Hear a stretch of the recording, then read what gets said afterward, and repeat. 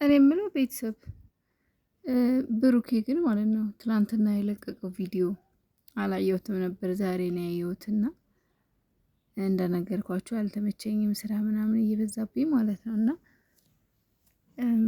ዘፈኑን ግን እሱ ነው የዘፈነው ማለት ድምፁ የሆነ የእሱ መሰለኝ የሆነ የተቀናበረ እንዴት ነው ተቀናብሮ ምናምን በሱ ድምፅ ተዘፍነው ከዛ ኤዲት ተደርጎ ምናምን መሰለኝና ድምፁ በጣም ነው የሚያምረው። ምናልባት ዘፋኙ ስለማላቀው ይሁን ባላቅም እንደዚህ አይነት ግን ከድምፁ ጋር ስለተመሳሰለብኝ ይሁን ባላቅም ግን ይህን ዘፈን ግን ብሩኬ ነው የዘፈነው አይደለ? እስኪ እንደው የምታውቁ ሾክ በሉኝ ውዶቼ። ብሩኬ ግን ማለት ነው ሰሞኑ በቃ የሌለ ማለት እንዴት ነው ራፕ እየተጫወተ ነው እና ደግሞ ያምርበታል።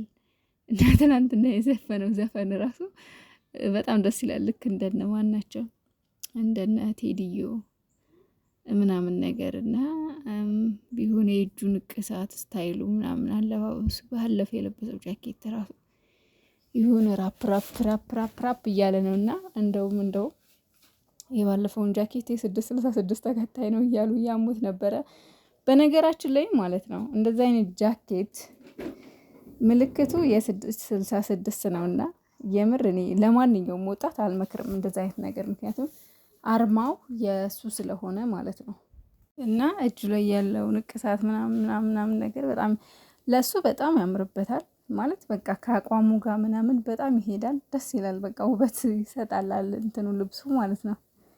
ግን ውዶቼ ከሱ ጋር ተያይዘው የሚመጡ ነገሮች አሉ። በጣም ብዙ ወጣቶች እየተሸወዱ ነው በዚህ ማለት ነው። አሁን በመጽሐፍ ቅዱስ ብትሄዱ አይፈቀድም እንደዚህ አይነት ልብስ መልበስ። አባቶች የቤተ ክርስቲያን አባቶች አይፈቅዱም ማለት ብሩኬ በሃይማኖቱ ጎበዝ ጠንካራ ሰው ነው ማለት እንዳየሁት ከሆነ በቃ ፖስት በሚያደርጋቸው ነገሮች ምናምን በሃይማኖቱ ላይ ጎበዝ እንደሆነ አውቃለሁና ምናልባት ያለማስተዋል የሆነ ልብ አለማለት ሊሆን ይችላል ይሄን ነገር ያደረገው የለበሰው ጃኬቱን ማለት ነውና ብዙ ሰው የ666 ተከታይ ነው እያሉት ነበርና አንዳንድ ጊዜ ያለማስተዋል ይፈጠራሉ። እኛም ሳናቅ ብዙ ለብሰናልና አሁን ቲሸርት አለኝ ከአረብ ሀገር ነው ይዤ የመጣሁትና ግን አላስተዋልኩትም ነበር። በቃ ቲሸርቱ ማማሩ ምናምን ነው እንጂ ያልኩት ላው ላይ ያለውን አርማ ልብ አላልኩትም። እና እዚህ ስደርስ እንደ አንቺ ምን ሆነሽ ነው ቲሸርት የለበሽው ምናምን ብለውኝ ይሁን አቃጤው ምናምን አሉኝና ግን ብር አውጥቼ ስለገዛሁት አሳዘነኝና አስቀምጬዋለሁ። ግን ባስቀመጥም እንደሌለብኝ አውቃለሁ። ግን ደግሞ አሳዘነኝ ብር ስላወጣሁበትና ምን ይታወቃል። ሀይሚና ብሩኬ መካከል የገባው ሰይጣን አንዱ ይሄ አይደለ? እና አንዳንድ ጊዜ ወደ እግዚአብሔርም መጸለይ አስፈላጊ ነውና በእንደዚህ ብዙ ወጣቶች ይሸወዳሉ። በዚህ ነው ሰይጣን የሚገባው ወደኛ። እና ውዶቼ ማሮቼ የብሩኬ ዘፈን ትላንትና የእሱ ነው አይደለም አይደለም አላውቅም። ንቅሳት አሁን እጁ ላይ ያለው ንቅሳት እውነት እሱ ላይ ማለት ነው በጣም ነው የሚያምረው። የእናቱን ስም ሞም ነው የሚለው የእናቱን ስም ነው የተነቀሰው። ግን ሌላው ራሱ ግን የእናትም ስም ቢሆን ራሱ አሁን ብዙ ሰዎች የመጽሐፍ ቅዱስ በቃ ማርያምን ገብርኤል ምናምን ይነቀሳሉ፣ መቁጠሪያ ይነቀሳል። ግን ትክክል አይደለም።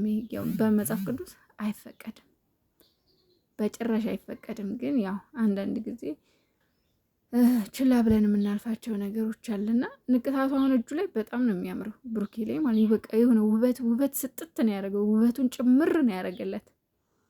ግን ደግሞ ለሱ ውበት ቢጨምርለት ደግሞ ጎን ለጎን ደግሞ የሚያካሂደው ሴራ አለ ሴጣኑ ማለት ነው። እና በቻልከው አቅም ከነዛ አይነት ነገሮች ተጠበቅ። ምክንያቱም ሴጣን መግቢያ ቀዳዳ ነው የሚፈልገው። መግቢያ ቀዳዳ ታውቃላችሁ፣ መግቢያ አሁን ብሩኬና ሀይሜ የተጀመረው ፕራንክ እዚህ የሚያደርስ ነበር አይደለም።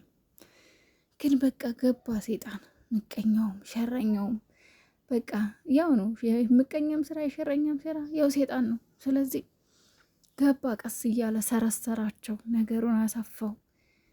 እዚህ ድረስ አጨቃጨቃቸው። እንደ ቲክቶክ ላይ የምትከታተሉ ከሆነ ውዶቼ አለ የሆነ ስለዚህ ጉዳይ ሰሜን ጠሩት እያለ የሚሄድ ማለት ነው። በጣም አስተማሪ፣ በዛ ላይ በጣም አስቂኝ፣ እያዝናና ትልቅ ትምህርት ያለው የሆነ ቲክቶከር አለና የሆነ ባልና ሚስቶች እንዴት እንደሚጨቃጨቁ ምናምን ነገር ሴጣን ደግሞ በምን መልኩ እንደሚገባ እንዴት እንደሚገባ እንዴት ደግሞ እሱ በድብቅ በመንፈስ እንዴት ሹክ እንደሚላቸው አይምሯቸው ላይ ምን አይነት ነገር እንደሚጽፍ ምን አይነት ነገር እንትን እንደሚልና በቃ እየሳቅኩኝ ፈታ እየተማርኩኝ ማለት ትልቅ በቃ ከቲክቶክ ያገኘሁት አንድ ቁም ነገር ቲክቶከር ቁም ነገረኛ አስተማሪ ቲክቶከር እሱን ነውና በጣም ግርም የሚለኝ ማለት ነው። እና ውዶቼ ማሮቼ ምን ልላችሁ ፈልጌ ነው፣ አሁን ቅኔውን ልትወው ብሩኬ ማለት የዘፈኑን ግጥም ምናምን ልትወውና ስለ ብሩኬ ንቅሳት፣ ስለ ጃኬቱ እንዲሁም ደግሞ ስለ በቃ ስታይሉ ምናምን ካወራሁኝ ስለ ቅኔው ምናምን ልትወው። ምክንያቱም እንደው እንደዚህ እያሉ እነዚህ ልጆች እኛን ጭልልል ያደረጉን ስለሆነ እኛን ለማሳበድ እኛን ተስፋ ለማስቆረጥ እናንተ ተለያይታችሁ ላትለያዩ ተጠላልታችሁ ላትጠላሉ ነገር እኛን በቃ ለመታዘብ እኛን በቃ ምን ይላሉ ይሆን እስኪ ዛሬ ደግሞ እንደዚህ ብለን እናጨልላቸው እያላችሁ ታው እኛን አታጨል። እናት እኛ ስንት ጫና አለብን መሰላችሁ? ስንት የህይወት ጫና እንዴ! እዚህ ደግሞ በእናንተ ጭንቅ ጠብብ ሲነጋ ዛሬ ደግሞ ምን ይባል ይሆን? ዛሬ ደግሞ ምን ይደረግ ይሆን? ዛሬ ደግሞ ስለምን ይወራ ይሆን? ዛሬ ሀይሚና ብሩኬ ደግሞ በምን ይመጡ ይሆን? ወይ ጉድ! እኛ እኮ ተሰቃየን በቁማችን የምር። ለማንኛውም እኔ የዛሬዋን ቀን በጉጉት እጠብቃታለሁ። በጉጉት ማለት ነው። ለመሰላችሁ ሚፍታህ ትናንትና ሁለቱንም ሊያወራቸው ቃል ገብቷል። ለየብቻ ማለት ነው። እንግዲህ ለየብቻ ሲሆኑ ጥሩ ናቸው ብሏል። ግን እሳ ሲለያዩ ነው አለ ችግር ማለት አንድ ላይ ሲሆን አንድ ላይ መተው ሲገናኙ ነው አለ በቃ ሁለቱም ችግር የሚፈጥሩት እንጂ ለብቻዋ ሳወራት ሀይሚም ደህና ናት፣ ብሩኬም ደህና ነው። ስለዚህ ዛሬ ደግሞ ሚፍታህ ለየብቻቸው በደንብ አሳምናቸውና በካሜራ አገናኛቸው ማለት በደንብ አሳምነህ በቃ ካሜራ ጀርባ አንተ በምትላቸው ነገር እንዲስማሙ ብቻ አድርገህ አምጣቸው። ካሜራ ፊት መተው ግን ለመጨቃጨቅ ለመጣላት ግብ ለመፍጠር ከሆነ ካሜራ ፊት ባይመጡ ይሻላል። ሚፍታህ በፈጠረ ለመሰለህ ካሜራ ላይ የሚቀመጠው ነገር ጥሩ አይደለም። የሚጣጣሉት ቃል ምናምን እንደው በፍቅር ካልሆነ እኔ እንደው ባይመጡ ባይ ነኝ።